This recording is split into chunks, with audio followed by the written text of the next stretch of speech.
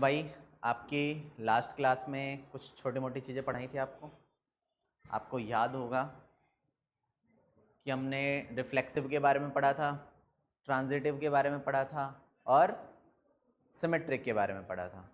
फटाफट से कॉपी पे निकाल लो, बुक को निकाल लीजिए फटाफट जल्दी।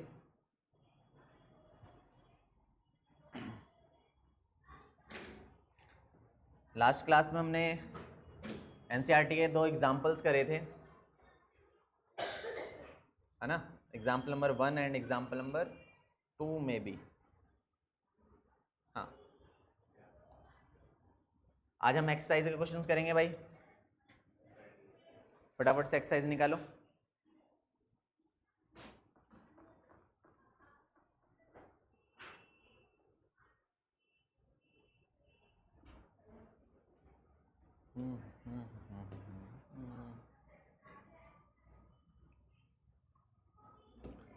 चलो भाई देखो क्या क्या रखा है क्वेश्चन में। हाँ जी, पढ़ना एक बार क्वेश्चन में आपको सबसे पहले तो ये बोला गया है कि आपको ये जो रिलेशन दे रखा है, ये रिलेशन आपको ये बताना है कि ये रिफ्लेक्सिव है या नहीं है, सिमेट्रिक है या फिर नहीं है, ट्रांजिटिव है या फिर नहीं है। चलिए तो देखो आपको क्या क्या रखा है कि मेरे पास एक सेट है, सेट ए कुछ इस तरीके से है कि हमारे नेचुरल नंबर हैं कहाँ तक, 14 तक, और एक मेरे को रिलेशन दिया गया, एक रिलेशन दिया गया जो कि किस फॉर्म में है, सेट बिल्डर फॉर्म में है। किसमें है, सेट बिल्डर फॉर्म में है, जिसमें ये बोला गया है कि x, y इसके एलिमेंट्स हैं कुछ इस तरीके से कि 3x - y जो है किसके इक्वल आना चाहिए, 0 के इक्वल आना चाहिए। इसको हम किस तरीके से निकाल सकते हैं भाई, देखो मैंने यहाँ पर इसको लिखा कि भैया 3x - y = 0 लिख दिया मैंने। अब अगर हम ऐसा करें, इस y को उधर ले जाएं, y को उधर ले जाऊं, क्या बन जाएगा, 3x = y। अब यहाँ पे बताओ मैं x की क्या क्या वैल्यू डाल सकता हूँ। मैं x की यहाँ पे जो वैल्यू डालूंगा वो 1 से लेके 14 तक डाल सकता हूँ, मगर कंडीशन ये है कि जो y की वैल्यू है वो 1 से 14 के बीच में होनी चाहिए, मतलब 14 को क्रॉस नहीं करनी चाहिए। ठीक है, तो देखो अगर मैंने क्या किया, इसके अंदर वैल्यूज पुट करने की कोशिश करी, तो इसको मैं रोस्टर फॉर्म में कन्वर्ट कर रहा हूँ। सेट बिल्डर से क्या कर रहे हैं, इसको रोस्टर फॉर्म में कन्वर्ट कर रहे हैं। अगर मैं x की वैल्यू अपनी मर्जी से 1 डाल दूँ तो ये बताओ y की वैल्यू क्या आएगी, 3 आएगी। चलो मैं x की वैल्यू 2 डाल दूँ, यहीं से तो देख के डालनी है, 1 2 3 करते करते 14 तक। चलो तो मैंने यहाँ पे 2 डाल दिया, y की वैल्यू कितनी आएगी, 6। फिर बताओ 3 पे 9 आ जाएगी, फिर बताओ 4 पे 12 आ जाएगी, और बताओ 5 पे 15 आ जाएगी। मुझे ये बताओ क्या ये सही है, क्या ये सही है, नहीं ये सही नहीं है। क्यों, क्योंकि भैया y भी तो इसी का ही है और y की वैल्यू 14 से कम होनी चाहिए, आप कह रहे हो 15 आ गई, तो ये पॉसिबल होगा, नहीं होगा। यानी कि जो है मेरा सेट है वो इस 12 तक ही रुक जाएगा और मैं इसको यहाँ पर क्लोज कर दूंगा। यानी कि मैंने सेट बिल्डर से इसको किस में बना लिया, रोस्टर में बना लिया, इसके सारे एलिमेंट्स लिख दिए। अब मुझे ये बताओ सबसे पहली चीज़, क्या ये रिफ्लेक्सिव है, रिफ्लेक्सिव है।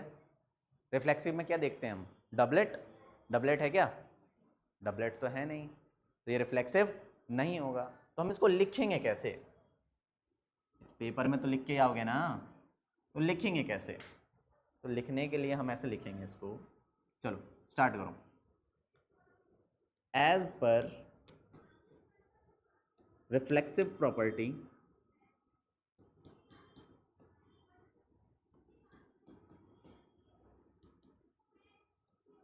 साथ साथ लिखिए,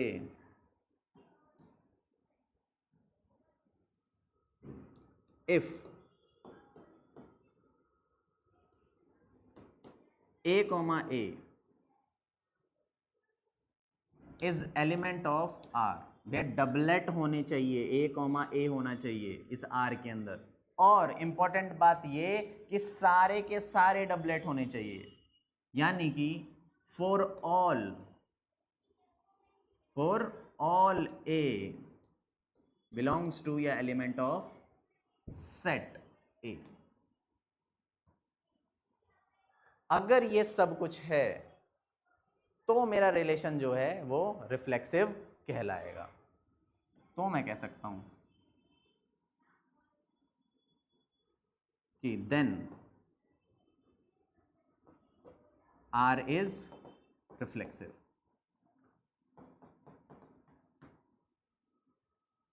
अगर ऐसा है कि भैया सारे ही डबलेट प्रेजेंट हों तो हमारा रिफ्लेक्सिव होता है। क्या आपको यहाँ पर डबलेट दिख रहा है? नहीं दिख रहा, तो इसको कैसे लिखेंगे? There is no such pair there is no such pairs, therefore लिख लो, hence लिख लो, कुछ भी लिख लो, R is not, बेस को थोड़ा सा हाईलाइट कर देना, not reflexive, कि आपके टीचर की नज़र सबसे पहले इस नॉट पे पहुंचे। इतनी बात समझ में आई क्या? हम देख के तो भाई डायरेक्ट बता देंगे कि रिफ्लेक्सिव नहीं है, मगर इसको लिखने का तरीका भी आपको आना चाहिए। ओके, अब यही चीज किसके लिए करेंगे भाई? सिमेट्रिक के लिए। चलो सिमेट्रिक के लिए भी चेक करते हैं।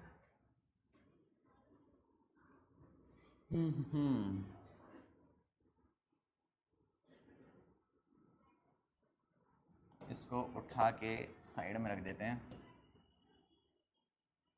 चलो सिमेट्रिक के लिए बताओ कैसे लिखेंगे? पहले तो चेक कर लो कि है कि नहीं है सिमेट्रिक। सिमेट्रिक क्या कहता है भाई? कि अगर ए बी है तो बी ए होना चाहिए, ए बी है तो बी ए होना चाहिए। देखो 1 3 है तो 3 1 होना चाहिए था। क्या इसके अंदर 3 1 है? नहीं है। अगर 3 1 नहीं है तो सिमेट्रिक नहीं हुआ, तो फिर इसको लिखेंगे कि भैया सिमेट्रिक नहीं है। कैसे नहीं कैसे लिखेंगे भाई? वही वाली line, as per symmetric property if AB is element of R, कुछ इस तरीके से कि भैया जो A है, A और B है, वो बिलोंग करता है किससे? किससे? सेट A से। तो आप इसको ऐसे ही लिख दो कि AB is the element of R, then it is necessary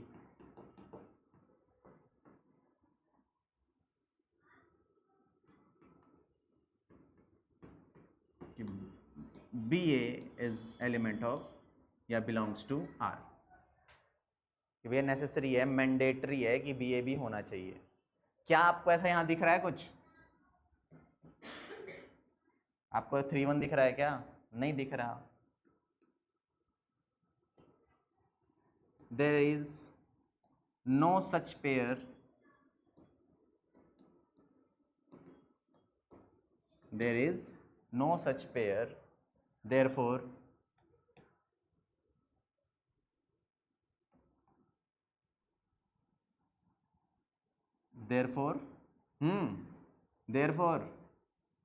R is not symmetric relation।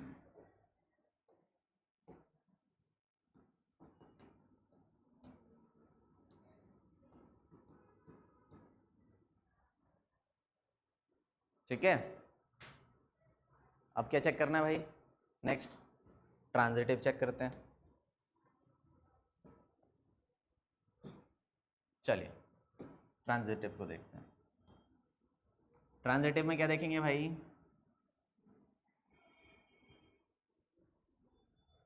अगर ए बी है अगर ए बी है, बी सी है, तो हम किसको ढूंढते हैं? ए सी को ढूंढते हैं। चलो, एज पर ट्रांजिटिव प्रॉपर्टी, तो इसमें देखते हैं ए बी और बी सी है कि नहीं है। अगर बी सी नहीं हुआ तो ट्रांजिटिव अपने आप ही हो जाएगा, अगर बी सी होगा तो हम ए सी को ढूंढेंगे। चलो इसके अंदर देखो, सबसे पहले ये क्या है भाई?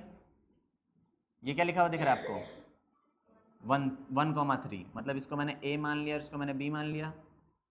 कहीं कोई और है क्या इसके अलावा जो 3 से स्टार्ट होता हो? 3,9, यानी कि ये मेरा बी सी बन गया। तो मुझे ए सी को ढूंढना है, ए सी को ढूंढना है। ए सी क्या होना चाहिए मेरा? 1,9। क्या 1,9 है? नहीं है, तो ये हमारा ट्रांजिटिव। तो अब इसको कैसे लिखेंगे कि भैया as per transitive property if A B, A comma B and B comma C is element या belongs to relation R, then it is mandatory कि AC is element या belongs to R। और हमें यहां दिख रहा है since there is, या फिर डायरेक्ट लिख लो, since 1,9 is not element of R, therefore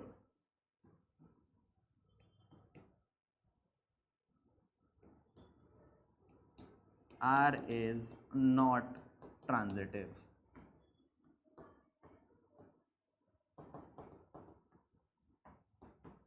relation.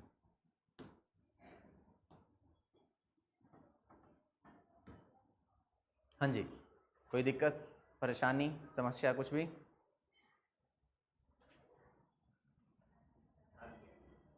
कौन थक गया? लिख लिख के? इतना ही लिख के थक गए? अच्छा, थक गए, कोई बात नहीं भाई, थोड़ी देर में छुट्टी कर दूंगा। चलो, अब आपके पास सेकंड क्वेश्चन है, इसको आपको देखना है, पढ़ना है, समझना है और बताना है कि भैया ये सिमेट्रिक, रिफ्लेक्सिव, ट्रांजिटिव है या नहीं है। पढ़िए। तो देखो क्या कह रखा है आपको कि R जो है एक रिलेशन बनाया हुआ है आपने, किसके ऊपर? एक सेट है नेचुरल नंबर का, मतलब आपके पास एक नेचुरल नंबर का सेट है ये रहा। और ये रिलेशन किस फॉर्म में दे रखा है? सेट बिल्डर फॉर्म में दे रखा है। आपको उसमें किस में कन्वर्ट करना है? रोस्टर फॉर्म में कन्वर्ट करना है। तो फटाफट से रोस्टर फॉर्म में कन्वर्ट करो उसको। तो पहले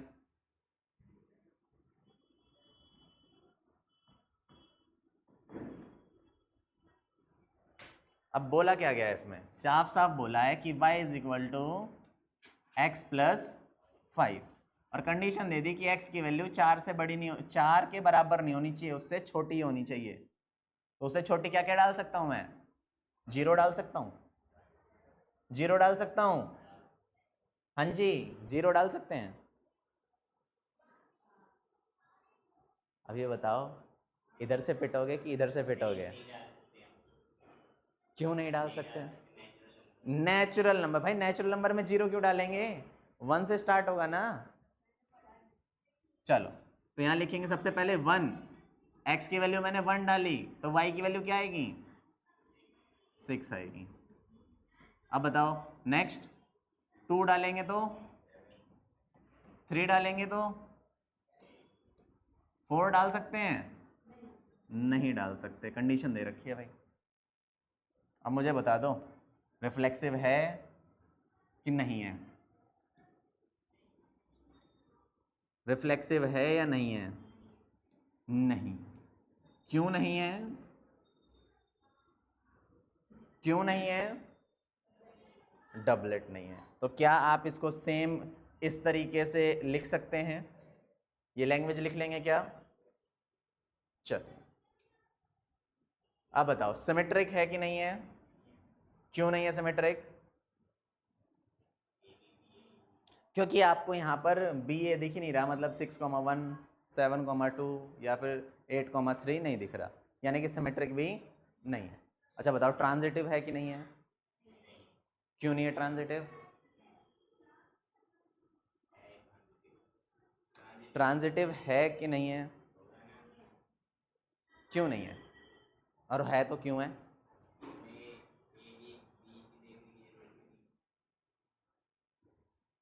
देखो मान लो मैंने इसको मैंने ए बी मान लिया, ये मेरा ए कॉमा बी है, तो बी क्या है मेरा 6 है, क्या कोई 6 से शुरू हो रहा है?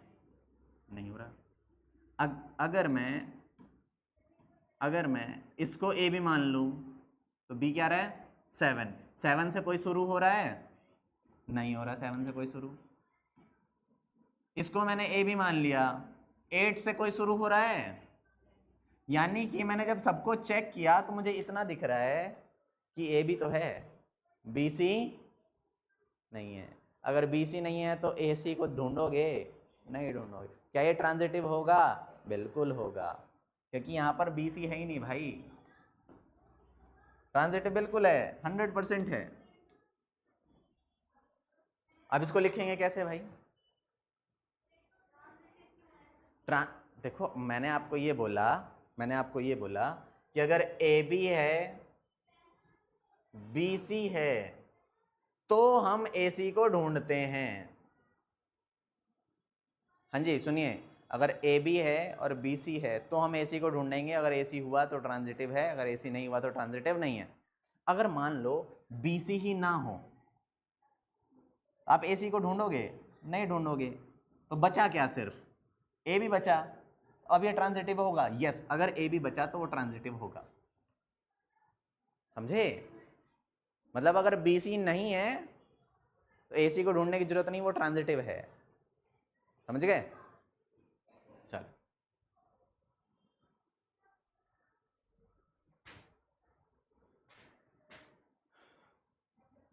चल तो अब इसको लिखेंगे कैसे? Since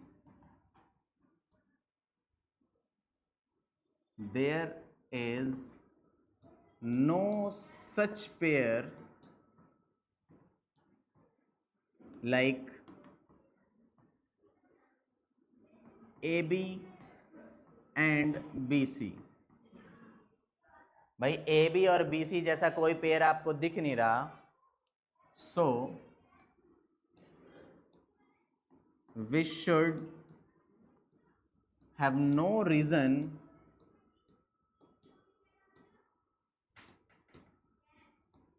to expect AC। क्या बोला मैंने? कि अगर हमारे पास AB और BC जैसा कोई पेयर एग्जिस्ट नहीं करता तो हमारे पास कोई रीजन नहीं है कि हम एक्सपेक्ट कर सकें कि AC होगा। अगर ऐसा है, therefore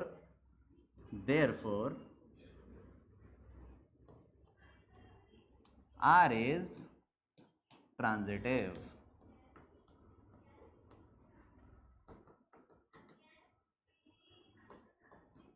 हाँ जी बताइए, कोई दिक्कत? निशु जी कोई परेशानी?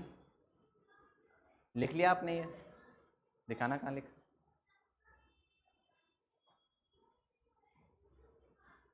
लिखिए फटाफट लिखिए, जल्दी लिखो।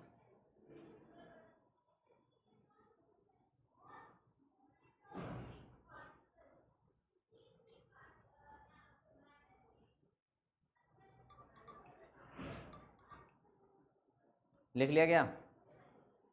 जल्दी लिखो भाई, जल्दी लिखो।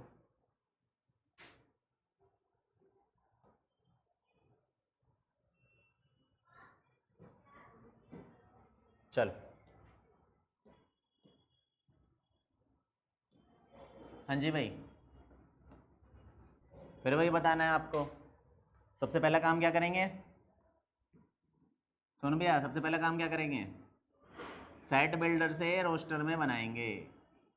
क्या क्या रखा है आपको, एक सेट दे दिया है 1 से लेके 6 तक, और y is divisible by x। क्या बोला, y is divisible by x। तो अब हम ये देखेंगे, सबसे पहले देखो मैंने ले लिया 1। 1 बताओ किस किस को डिवाइड कर सकता है। 1 सबको डिवाइड कर सकता है, 1 1 को कर सकता है, 1 2 को भी कर सकता है, 1 किसको 3 को भी कर सकता है, 1 4 को भी कर सकता है, 1 5 को भी कर सकता है, एंड 1 6 को भी कर सकता है। उसके बाद बताओ 2 को चेक करो, 2 किसको कर सकता है, 2 को कर सकता है, सबसे पहले तो अपने आप को भी करेगा ना, 4 को कर सकता है और 6 को कर सकता है। अच्छा चलो आगे बताओ, 3 खुद को कर सकता है, 6 को कर सकता है। अच्छा उसके बाद बताओ 4 खुद को कर सकता है और किसी को नहीं, 5 खुद को कर सकता है, 6 खुद को कर सकता है। अब यहाँ पर जाके मेरा रिलेशन जो है वो होता है ख़त्म। अभी मैंने इसको ऐसे क्यों लिखा, ऐसे सीरीज़ में क्यों नहीं लिख दिया, क्योंकि मैं आपको ये यहाँ पर ये बताना चाहता हूँ कि आपको इसके अंदर ये दिखेगा कि मेरे सारे के सारे डबलेट प्रेजेंट हैं, बस इसीलिए मैंने इसको ऐसे लिख दिया, नहीं तो आपको तो इसको सीधा ही आपको लिखना है, ठीक है।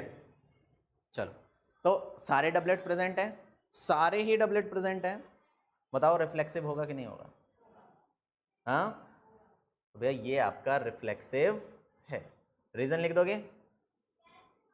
चलो सिमेट्रिक बताओ, सिमेट्रिक क्या होता है। हाँ ए बी है तो बी ए बी होना चाहिए, अगर 1 2 है तो 2 1 होना चाहिए, 2 1 है क्या, तो सिमेट्रिक हुआ नहीं हुआ, रीजन लिख लेंगे। चलो ट्रांजिटिव की बात करते हैं।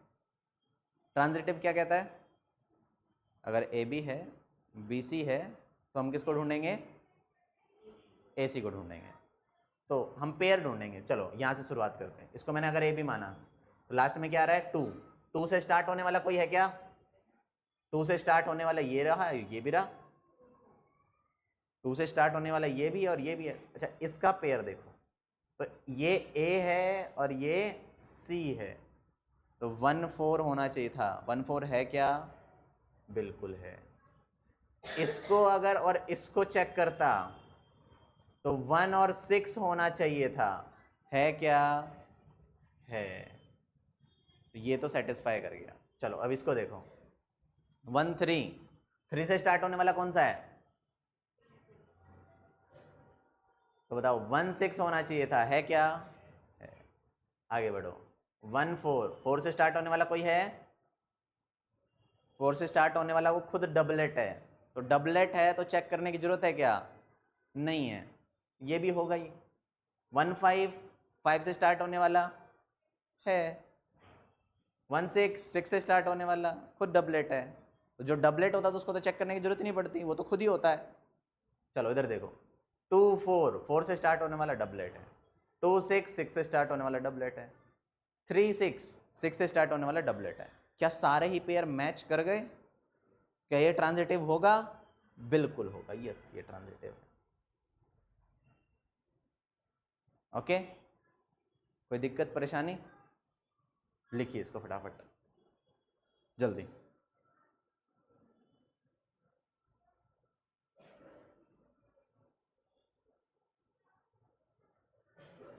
लिख लिया,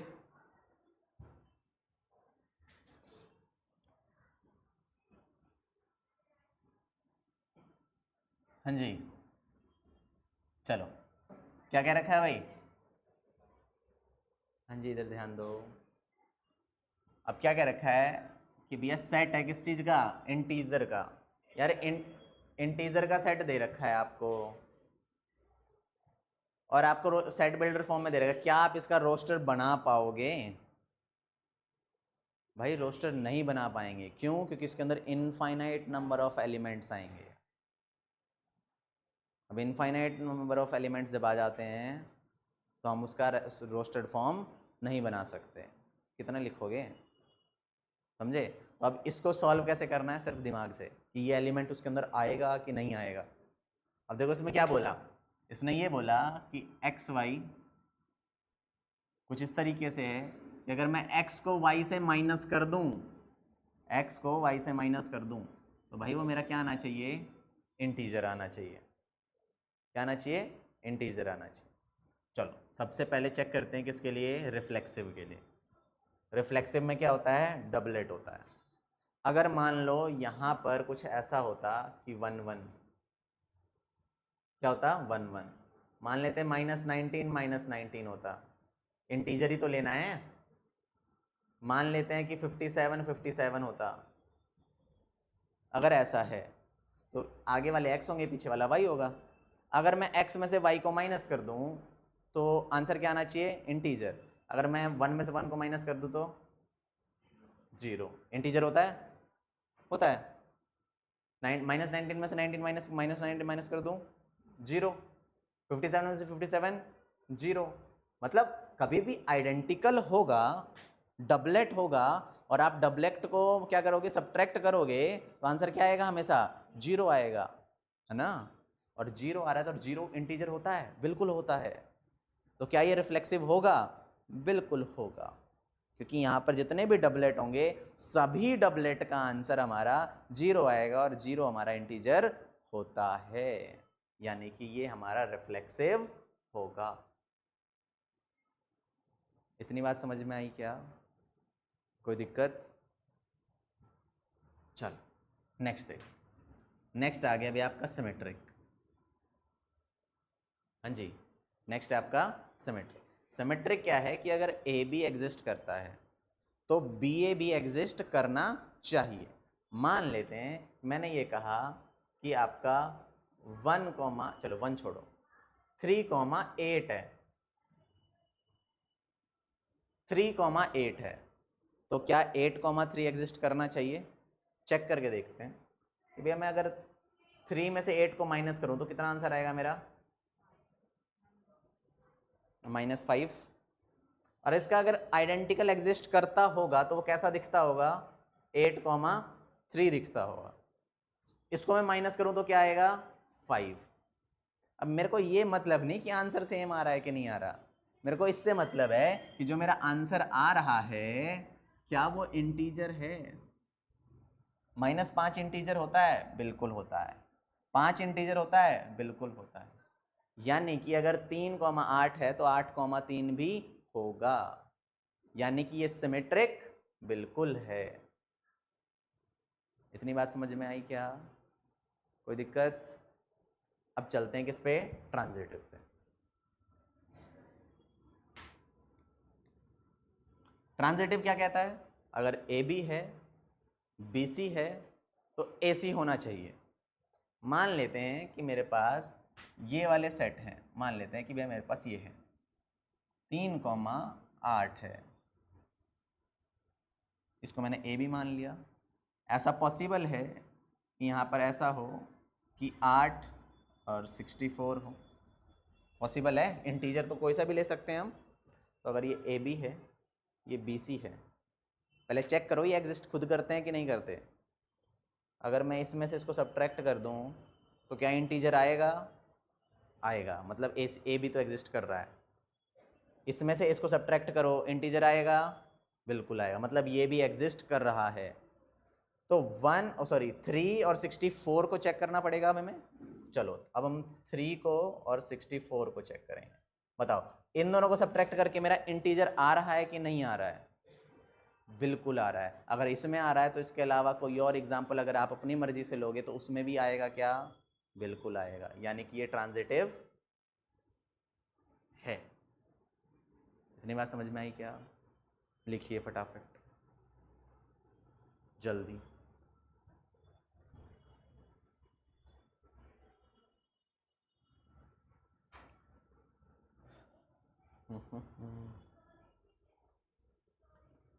तो भाई ये जो आपके रिफ्लेक्सिव फाइंड करने वाले, ट्रांजिटिव फाइंड करने वाले, सिमेट्रिक फाइंड करने वाले क्वेश्चंस हैं, आपके पेपर में मोस्ट प्रोबेबल चांस ये है कि एमसीक्यू की फॉर्म में आए। एमसीक्यू आएंगे ना भाई पेपर में, उसमें आने के चांसेस इनके, समझे? और नहीं तो फिर शो दैट वाला क्वेश्चन आएगा, प्रूफ करो कि ट्रांजिटिव है ही, प्रूफ करो कि ये ट्रांजिटिव है, रिफ्लेक्सिव है, सिमेट्रिक नहीं है, ऐसा ऐसा कुछ। से मैंने लास्ट टाइम क्वेश्चन कराया था आपको कि रिफ्लेक्सिव भी है, सिमेट्रिक भी है, मगर ट्रांजिटिव नहीं है, ऐसे वाले क्वेश्चंस, ठीक है?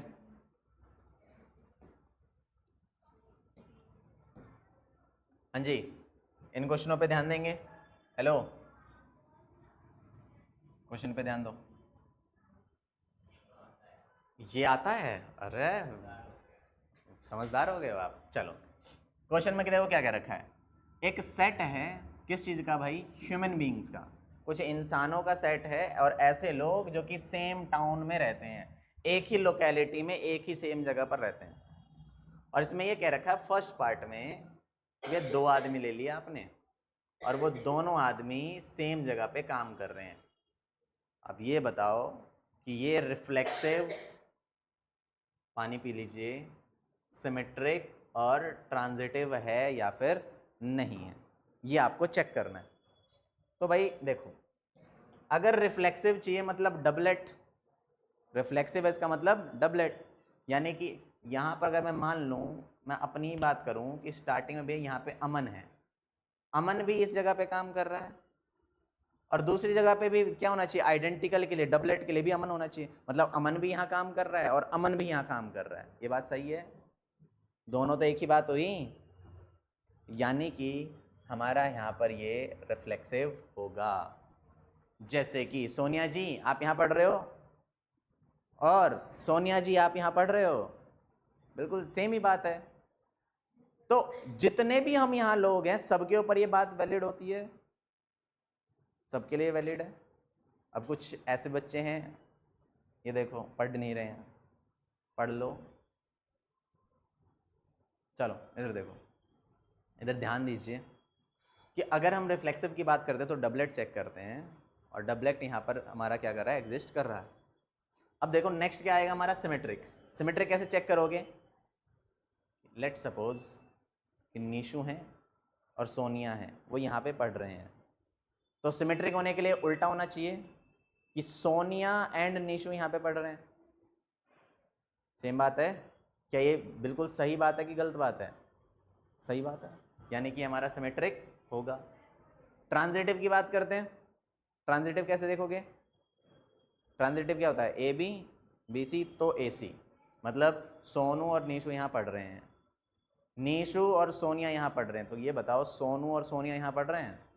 बिल्कुल पढ़ रहे हैं, यस, यानी कि हमारा ट्रांजिटिव भी होगा। जो बात मैंने यहाँ पर ये पढ़ने के लिए बोली, क्या वो यहाँ पर सेम लोकेलिटी में रहने की बात भी हो सकती है क्या? मतलब जो यहाँ पर चीज यूज हुई है, क्या सेम टू सेम चीज नीचे वाले में भी यूज होगी? सेम रीजन आप दोनों में भी दोगे, यानी कि हमारा रिफ्लेक्सिव बिल्कुल है, सिमेट्रिक बिल्कुल है, ट्रांजिटिव बिल्कुल है।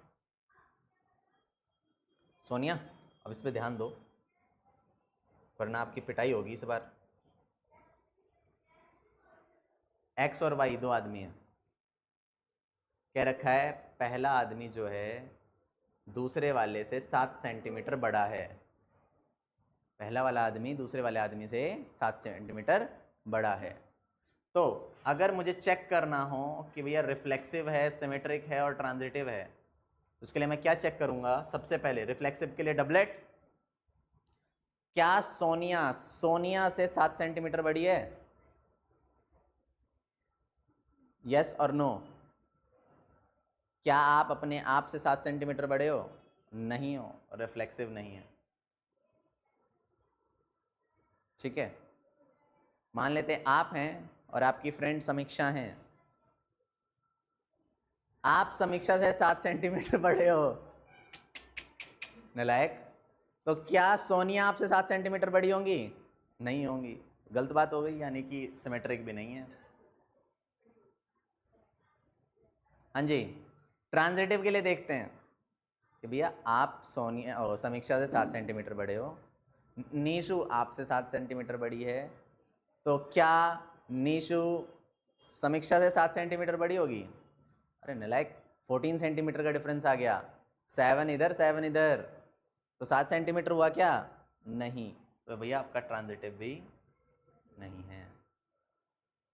इतनी बात समझ में आई क्या? नेक्स्ट देखो क्या क्या रखा है कि भैया एक्स एंड वाई दो मेंबर हैं और X is wife of Y. X क्या है भाई?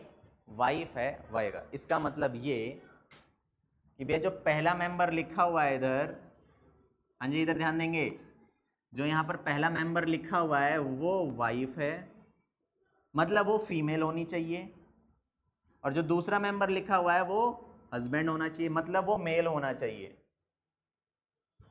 समझ में आई बात? अब इसमें ये बोला x is wife of y। अगर मेरे को ये चेक करना हो कि ये रिफ्लेक्सिव, सिमेट्रिक और ट्रांजिटिव है, तो मैं रिफ्लेक्सिव के लिए क्या चेक करता हूं? Doublet. x is wife of x। अगर हम एक छोटा सा नाम ले लें, लेट सपोज, कुछ नाम बताओ, एग्जाम्पल दो। मान लेते हैं पिंकी है ना? चलो भाई ठीक है, लेट सपोज पिंकी है। Pinky is wife of Pinky. Pinky क्या अपने आप की वाइफ हो सकती है? बताओ। नहीं हो सकती भाई, यानी कि आपका डबलेट तो फॉर्म होगा नहीं, रिफ्लेक्सिव नहीं है। सिमेट्रिक, लेट सपोज भाई मान लेते हैं ऐसे, Sita ji is wife of Ram ji. क्या इसका उल्टा पॉसिबल है? Ram ji is wife of Sita ji, possible है क्या ऐसा? नहीं है, यानी कि अपना ये सिमेट्रिक भी नहीं हुआ। ठीक है, अब ध्यान से सुने। हेलो भैया शांत हो जाओ। नेक्स्ट क्या है? ट्रांजिटिव की बात आ गई। नेक्स्ट क्या है? ट्रांजिटिव। अब देखो सुनो, हमने ये बोला, अरे भाई शांत हो जाओगे। मैंने ये बोला कि भैया मेरे पास ये सीता जी हैं, इज वाइफ ऑफ राम जी। अब क्या बताओ, नेक्स्ट पेयर में ऐसा बना सकता हूँ जिसमें राम जी आगे हों? ट्रांजिटिव के लिए ए बी और बी सी ढूंढते हैं ना। मैंने इनको ए मान लिया और इसको बी मान लिया, तो यहाँ पे बी कॉमा सी होना चाहिए। क्या ऐसा कोई केस है जिसमें राम जी यहाँ पर आगे आ जाएं? आगे आने का मतलब ये है कि यहाँ पर फीमेल आ सकता है, कोई भी मेल नहीं आ सकता। तो क्या यहाँ पर बी सी एग्जिस्ट करता है? बी सी एग्जिस्ट करता है क्या? नहीं, यानी बी सी एग्जिस्ट ही नहीं करता। कभी ऐसा पॉसिबल है ही नहीं कि राम जी आगे आ जाएं, क्योंकि ये मेल है। यहाँ पर हमेशा वाइफ आनी चाहिए, हस्बैंड नहीं आना चाहिए। यहाँ पर बी सी अगर नहीं है तो क्या आप ए सी को ढूंढोगे? अगर बी सी नहीं है तो क्या ये ट्रांजिटिव है? बिल्कुल। अगर यहाँ पर बी सी नहीं है, हम ए सी को ढूंढते ही नहीं है, तो ये हमारा ट्रांजिटिव होता है। इतनी बात समझ में आई क्या? नेक्स्ट देखो क्या क्या रखा आपको। हाँ जी, नेक्स्ट देखो,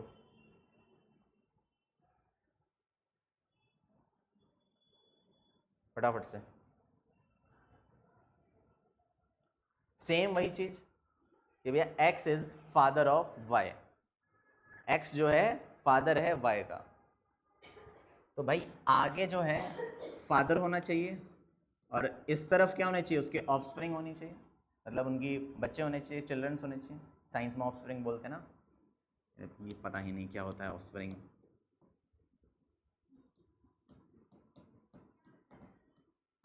अब मैंने यहाँ पे ऑफस्प्रिंग इसलिए लिखा क्योंकि डॉटर भी हो सकती है और सन भी हो सकता है, अभी हमें पता नहीं है, इसलिए हमने इसको ऐसे ये लिख दिया।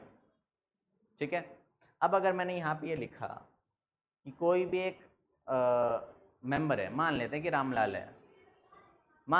रामलाल है, तो रिफ्लेक्सिव होने के लिए क्या होना चाहिए भाई? डबलेट। रिफ्लेक्सिव होने के लिए क्या होना चाहिए? डबलेट। क्या रामलाल अपना ही फादर हो सकता है? कभी नहीं हो सकता। अगर नेक्स्ट देखें कि भैया रामलाल है और विनोद है, Ramlal is father of Vinod, symmetric बनने के लिए उल्टा होना चाहिए। Vinod is father of Ramlal, क्या ऐसा पॉसिबल है? बिल्कुल नहीं है। आप पिट के मानेंगे? बताओ ट्रांजिटिव के लिए बताओ, ट्रांजिटिव के लिए बताओ। ए बी है, बी सी एग्जिस्ट कर रहा है क्या? बी सी एग्जिस्ट करेगा कि नहीं करेगा? करेगा। भैया आपके, मान लेते हैं एक सेट बनाते हैं कि भैया आपके ग्रैंडफादर हैं, ग्रैंडफादर हैं और आपके फादर हैं, ग्रैंडफादर है और आपके फादर हैं। तो भैया ग्रैंडफादर इनके फादर हैं, सही लिखा है, इसको मैंने ए मान लिया और इसको बी मान लिया। फिर आपके फादर हैं और आप हैं, ए बी बी सी। अरे भाई बी सी एग्जिस्ट कर रहा है ना, अगर बी सी एग्जिस्ट कर रहा है तो हम ए सी को ढूंढेंगे कि नहीं ढूंढेंगे? ढूंढेंगे। तो क्या कभी ऐसा पेयर बनेगा कि ग्रैंडफादर इज फादर ऑफ, मतलब आपके ग्रैंडफादर क्या आपके फादर हैं? नहीं है ना, यानी कि यहाँ पर ए सी एग्जिस्ट ही नहीं करता ना। सिर्फ ये दो चीज़ आती है, ए सी है ही नहीं भाई। किसी के दादाजी किसी के पापा हो सकते हैं? नहीं हो सकते। ये ए सी जो है वो एग्जिस्ट नहीं करता, इसका मतलब आपका ये ट्रांजिटिव भी नहीं। इतनी बात समझ में आई क्या? कोई दिक्कत? आगे बढ़ें, चलो।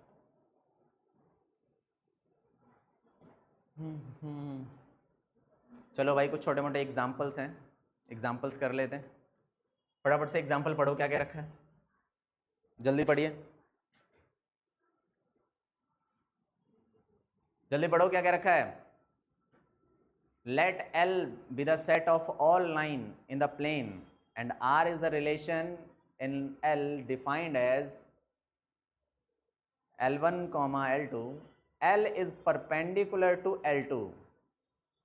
जो L1 है वो L2 के क्या है? परपेंडिकुलर है।